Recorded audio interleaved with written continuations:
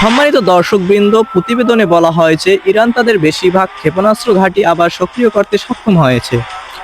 Hormuz প্রণালীর পাশে থাকা 33টি স্থাপনার মধ্যে 30টি পুনরায় কার্যকর হয়েছে।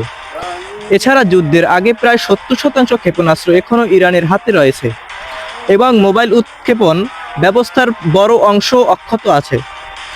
গোয়েন্দা তথ্য অনুযায়ী ইরানের ভূগর্ভস্থ ক্ষেপণাস্ত্র কেন্দ্রগুলোর প্রায় 90% এখনও আংশিক বা পুরোপুরি সচল। তবে হোয়াইট হাউসের পক্ষ থেকে দাবি করা হয়েছে ইরান দীর্ঘমেয়াদে এই সক্ষমতা ধরে রাখতে পারবে না।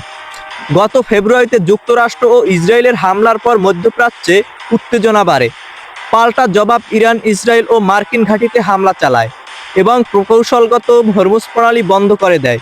পরে পাকিস্তানের মধ্যস্থতায় যুদ্ধবিরতি হলেও এখনও স্থায়ী সমাধান হয়নি।